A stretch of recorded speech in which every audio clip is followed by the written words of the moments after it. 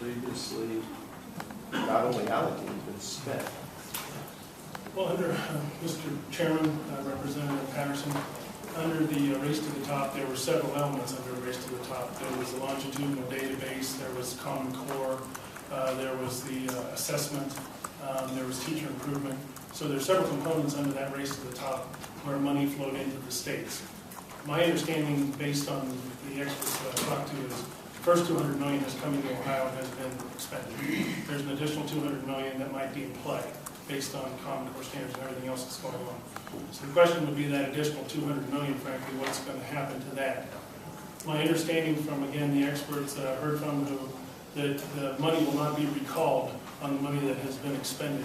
The question is how Ohio goes forward and what happens with that additional $200 million. Don't really have a clear answer from LSC on that question, but that's the decision, again, that Ohio needs to make.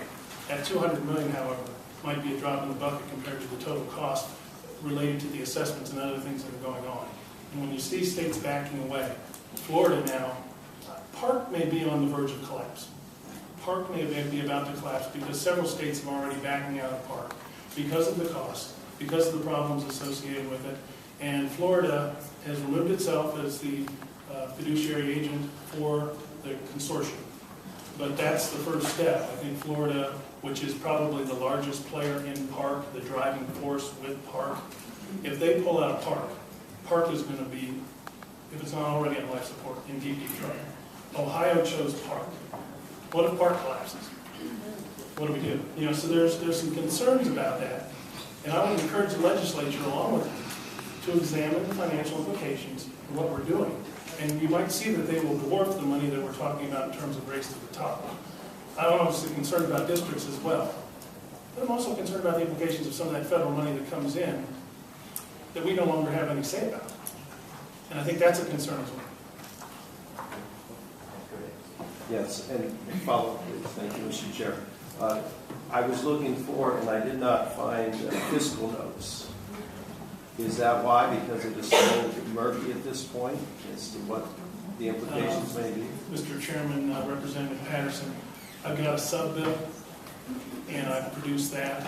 And LSC, in deference to them, we decided not to go ahead and do a fiscal analysis of a bill that was merely being introduced, but we've got a sub-bill. So, but I think that what we'll do is get a fiscal analysis of the sub-bill. If we can make that happen, then that's... Sorry, LSC. Oh, I'm sorry. Generally speaking, Ed, if you want to speak to it, fiscal notes usually come at the second hearing of the bill, so that's why that hasn't been provided yet. Representative Ferrer.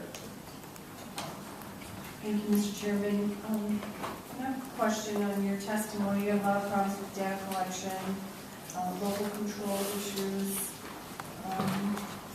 public input, and you mentioned that we do have a document that kind of refutes every one of those points. But I'd like for you to, number one, share your research that you talked about in your testimony.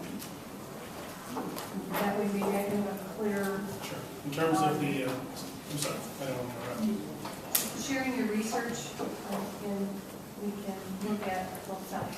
So that's my number one request.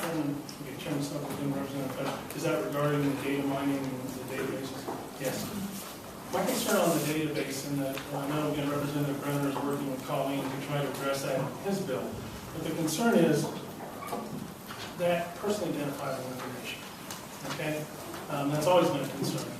FERPA was designed to address that, to ensure that personally identifiable data would not somehow be garnered by somebody in a way that violated our concerns about privacy.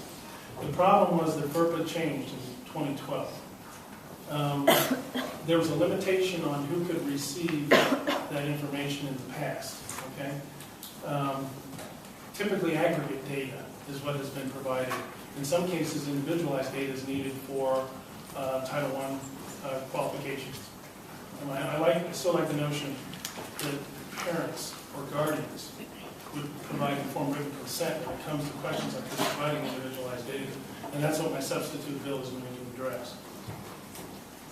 But we broadened the array of people who can have access to this information.